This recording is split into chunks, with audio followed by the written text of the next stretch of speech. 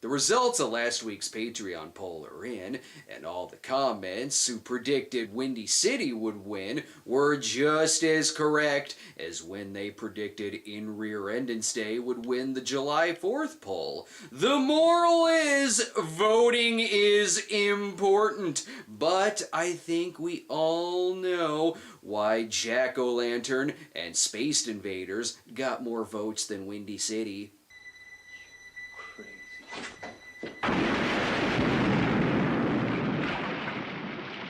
It's because last time a forgotten melodrama was chosen, you killed Diane Wiest! Plus, I now have a reason to own this double feature DVD of Space Invaders and Kazam! He's a rapping genie with an attitude and, oh my god, I don't care.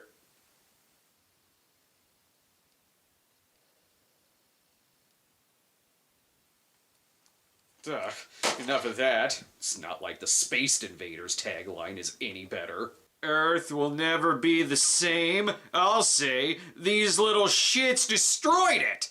Space Invaders is a science fiction homage about a group of dim-witted Martians who invade Earth, but unfortunately pick Halloween as their date of attack, resulting in the townsfolk confusing them for trick-or-treaters. But don't worry, it's not just a funny idea for a 5-minute sketch that's stretched out to a 90-minute movie. It's a funny idea for a 5-minute sketch that's stretched out to a 100-minute movie.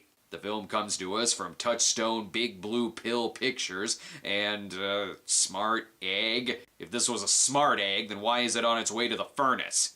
The film tries tricking you into thinking you're about to watch Total Recall. At this point, I would settle on Red Planet. But I would like to point out that the 1990 film Space Invaders has more convincing effects than Independence Day Resurgence. Yep, Space Invaders. Fucking Space Invaders!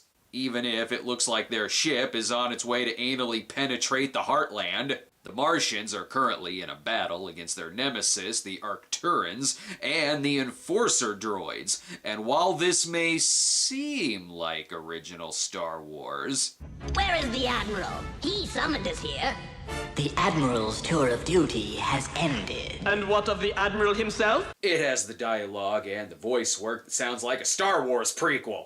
But don't worry, if one annoys you too much, they might die. I'll not send my boys out to Arcturus with an enforcer drone breathing down my neck.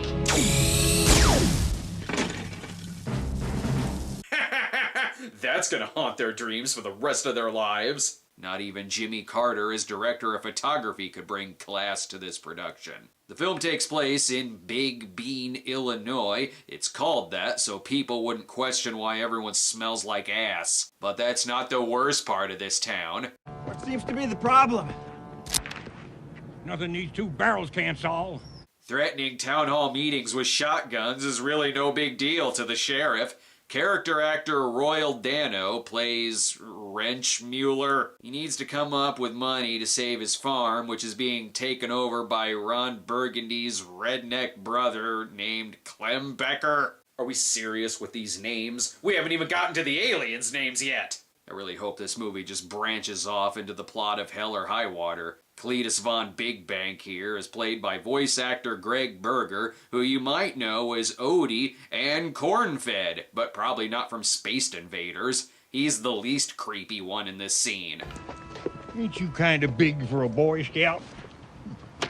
The old man hangs out with Boy Scouts. Meanwhile, this space battle looks intense. Sir, the Arcturans have destroyed the remainder of the fleet! I've sent a distress signal to all ships across the galaxy, but... What's with the ridiculous voices here? Just get Greg Berger, he's right there. This phallical space battle gives Flesh Gordon a run for its money. It's on its way to grab Earth by the pussy. The sheriff's daughter, Kathy, is played by Ariana Richards, who is giving an introducing credit in the film. It's her first movie, and by first movie, I mean it's her 5th movie. She's upset not because they moved to a new town, but because she has an exoskeleton. Everyone's probably gonna show up dressed like scarecrows and pigs and clowns and stuff. So? I'm just not sure Big Bean is ready for aliens. And because she speaks in clunky foreshadowing. The The local radio station is playing the War of the Worlds radio broadcast because they remember what happened on the Halloween they played Sammy Kerr's last album. Let's give them something a little less headache-inducing. This world was being watched closely by intelligences greater than man's, and yet as mortal as his own. Oh, damn, this Maurice LaMarche recording is riveting. The Martians, however, hear the broadcast and think that fellow Martians have come to Earth. Good thing the station wasn't playing Groove is in the Heart, or this invasion would have been too funky. I hope they arrive soon, so that lines like this can stop. I'm probably the only alien for 1 billion miles. Oh my god, what's your costume? An alien or Captain Foreshadow? Thankfully, the Martians make a safe landing. Damn. Termites are munching on our barn. And sorry, that's just Marty McFly crashing into the old man Peabody's barn again. Time to get a good look at these alien effects. Look out for that heat ray! Help us! Help us! We're all gonna die! They got that right.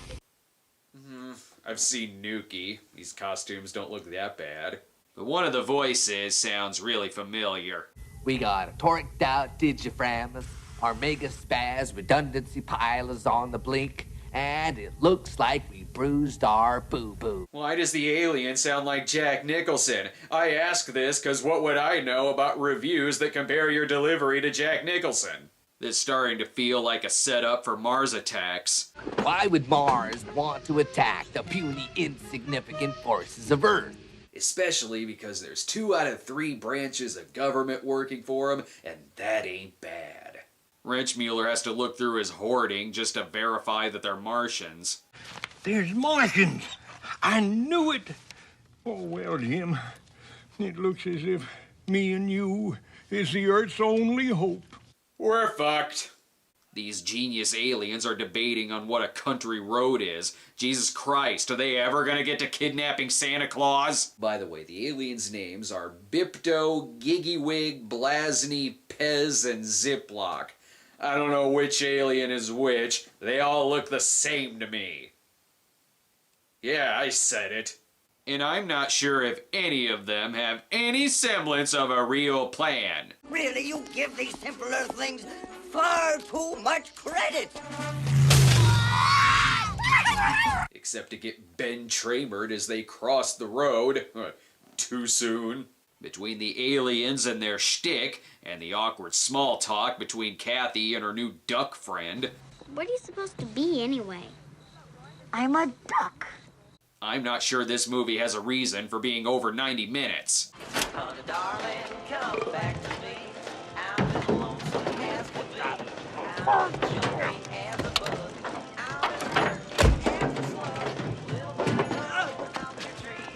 It's important that all of this is kept in the movie. And what the fuck, the alien was hit by Burger, who's just openly carrying a bottle of booze with him as he drives? Bad sheriff, bad! The Martians, however, run into Sheila Bravlovsky and begin to threaten the human race. Prepare to die, Earth scum! Maybe later. Have fun, boys. What? Hey, come back here. I'm talking to you. And that's pretty much the movie.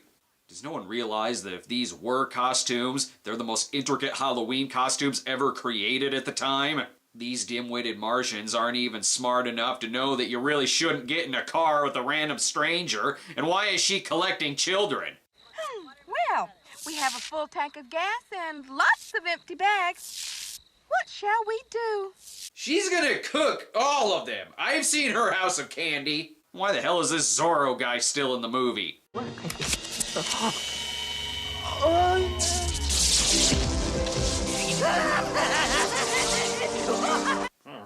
Please don't laugh. Please don't do anything with your face. You look like you're gonna die from having a stroke. They also have the power to possess humans, I guess.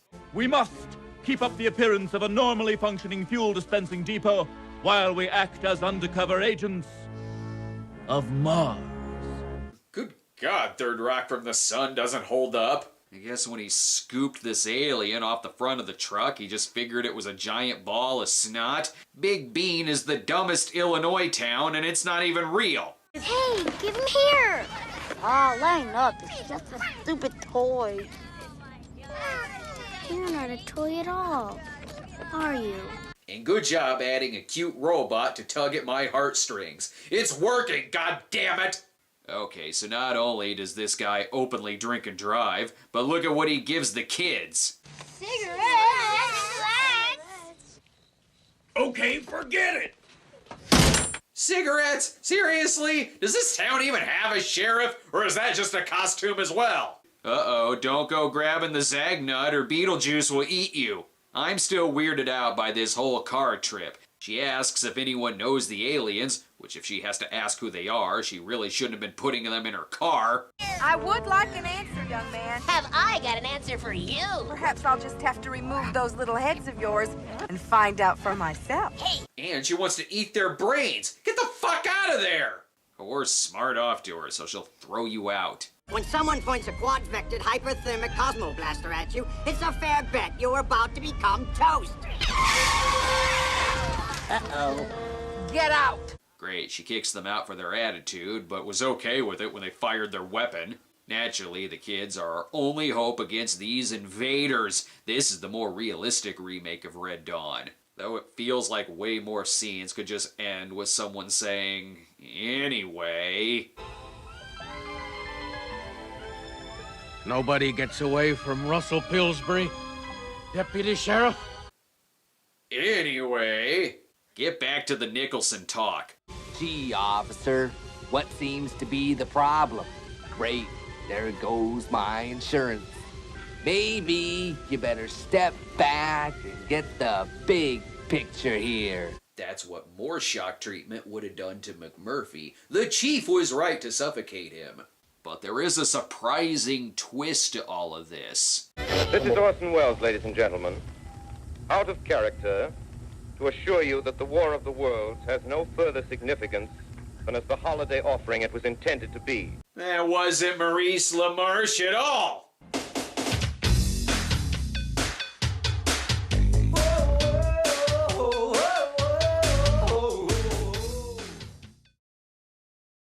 One of the droids pops up to destroy the Martians. No need to shoot them, just let them eat all the Halloween candy. They'll quickly get diabetes. Wrenchmuller takes the wounded Martian to the police station, and by police station, I mean the Halloween dance? Okay. And then this clown gets the idea to inspire his fellow clowns to take over the country. Luckily, they have a fine sheriff to handle things. Look, I don't pretend to know everything that's going on here. That's why your citizens drink and drive, bring shotguns to town halls, and hand out cigarettes on Halloween. Why would they believe you about an alien invasion? Perhaps these people should check on their kids, if they even have any. I think there may only be about 5 kids in this town, some of which are the worst characters in the movie. Sarah Foxley! Sarah Foxley! Hold it, hey! Come back here!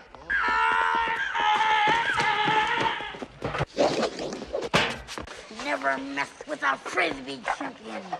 That kid is so annoying, he makes the Martians look downright dignified. And take off that fucking duck bill! I'm so mad at that ducking kid that I'm losing track of the plot. Forget it! We are now cutting off your only means of escape!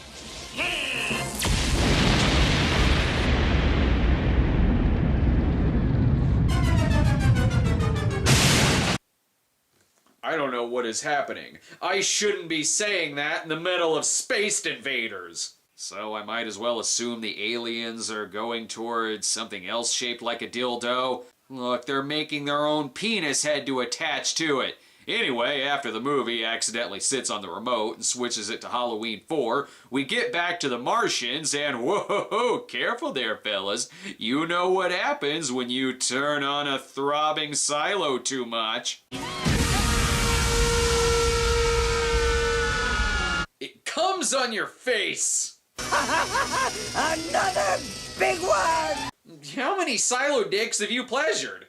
The duck is still in the movie for some reason as they try fixing the ship. Look, kid, you helped me out of a jam, so I'll level with you. I don't know anything about this invasion thing, but if you help me out here, I'll do my best to try and stop it. You better do what he says or he'll show you man trouble. Soon the Martians realized that War of the Worlds was only a recording when they confront the local DJ about the signal. Shame you missed the ending, though. That's the best part. How so? Our germs got him. Germs? Yeah. Spoiler alert!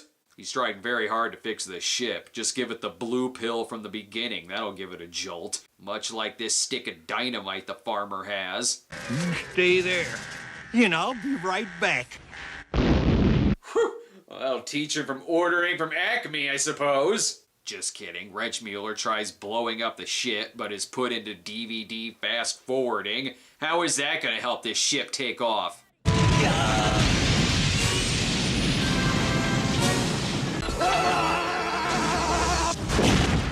Again, well, still better effects than a lot of today's alien movies. And the stupid cop pulls a gun on the duck kid, not realizing 50 feet away is the damn ship. They can't hear all this screaming. When I say whoa, I mean whoa! Jack Nicholson does a fine Yosemite Sam. Probably because there's so much dynamite in this movie. Jeez, how are the other aliens gonna find this ship?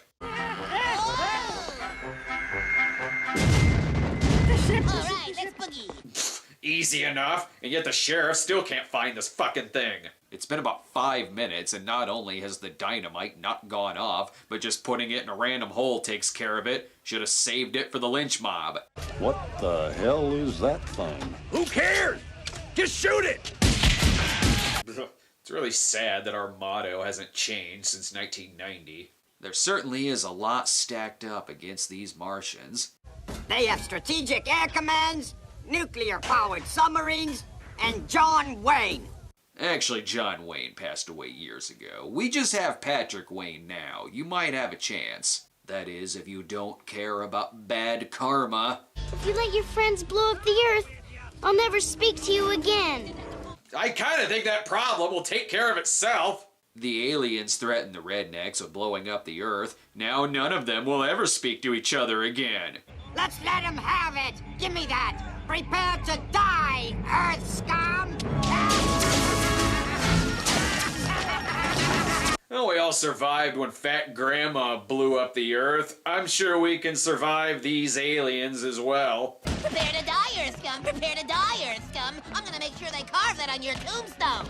Or at least play that line from every TV and theatrical trailer of the movie. Trust me, I remember. But despite wanting to blow up the planet, the kids still like them. But Dad, they're not really bad. They're just stupid. I'm pretty sure they're still bad. A person who tries murdering someone else is still bad, regardless if he's too stupid to load his weapon. And I think this household should know a little something about stupid.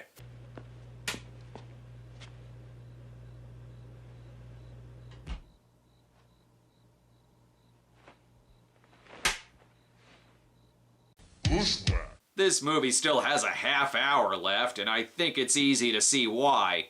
Oh, give me a home where the asteroids roam and the plebes and the fuzzy mugs play. Because the campfire sing-along is really fucking important. I'm pretty sure at this point Zorro is possessed by the Keymaster. Oh hey, the kid finally took off the duck costume. I finally figured out why you're here. You were sent here to ruin my Halloween, weren't you? And he's still annoying. So there's a reason why they can't just leave. I'm sure if I listened closely, I could understand why. The hyperfusion feedback governor back on the ship just had a meltdown. The ship's hyperdrive will implode, creating an ever-expanding hole in the space-time continuum. I wonder if there's a Christian Slater alien. Ooh, Royal finally figured out the truth about Charlie. Laser eyes. Speaking of eyes, the actors playing the Martians had next to zero visibility out of these costumes, which could possibly explain why they just stand there most of the time. They create a diversion for the townsfolk, though I think putting up a TV and showing Monday Night Football would have been enough for them. Good thing Wrenchmuller is here to help them. Say, can you tip that contraption up on its butt? Please tell me you're talking about the ship, which is most certainly not shaped like an ass. Damn, this distraction is getting a little out of control. The Farmzoid is impervious! All right, that's it! Mom's gonna hear about this! And they said Goodfellas was the best film of 1990. But I am glad this plot is resolved. He can never drink and drive again. But who keeps giving Wrenchmuller dynamite? It's guaranteed to remove stumps. Seriously, stop giving him dynamite. If I take my glasses off, it's not so much like I'm watching the Ninja Turtles, but a Turley Gang movie, where they have the powers of mind control. I am so proud of you, son. And so, you are no longer my robot slave. Live and be free! Well, that was nice of him. He freed his slaves. Just when you think they're about to leave and it'll all be over, the damn droid shows up again. The gravitic hyperfusion Fido Cuisinart will blow up, and then the Earth will implode, and that'll throw Mars out of orbit, and it'll go crashing into the sun. Very well. Uh-oh, SpaghettiOs! Good job, kid. Your rambling got us all killed. So they have to get out of there within minutes, among other things. I'm animal. You're polypropylene. And besides, they really need you. I don't think the romance between the girl and the robot is gonna work out. Where the hell did that come from? But when the droid says he's gonna finish off the Martians once they reach orbit, Wrenchmuller has an ace up his sleeve, or dynamite, rather. I would like to present you with an award as a token of our appreciation. The Tri-Nitro-Toluene Award. It's better than a Golden Globe. Now that blows up the droids and the Martians, leave them with something they could get at a party store, we soon find out that yes, these Martians do have assholes. Seriously, the reason they're able to lighten the load on the ship is by flushing their toilet, sprinkling what I assume is alien shit all over the town. It's still not over yet. Klembecker still wants Wrenchmuller's land. I forgot that was even a plot point. It feels like it happened 18 hours ago. But when they find out he's growing alien shit, the deal is off. So great, you live on a shit farm now. The end. And the movie doesn't even leave us with words of encouragement. The last time I put a cherry bomb under a garbage can, the garbage can didn't make it. Fuck does that even mean? This movie is like reliving being 9 years old, seeing this film in the theater, and experiencing very early movie disappointment. Believe me, I know. But the film made back its budget, bringing in $15 million against a $5 million budget, and its director, Patrick Reed Johnson, appears to be such a fan of classic sci-fi that he's even the director of the Star Wars love letter 52577. But I cannot get over how misleading this poster is. That didn't happen in the movie, and if it happens in the poster, it has to happen in the movie. And a simple switch of making this a black and white film would have made all the difference in the world. It looks way more like a campy sci-fi movie now. Then I could have knocked it for being a campy sci-fi movie, even though it already is. There's one nice thing I'll say about this, is that at least the DVD isn't a double-sided disc depriving us of DVD artwork. Am I the only one who was always really disappointed to get a new DVD and then open it up only to be staring at the sad, faceless disc staring up at you? Ugh. Now, if you'll excuse me, make my own Spaced Invaders homage. I'm gonna call it 42790. It'll be a fucking tearjerker. Kids, 3D and driving just don't mix.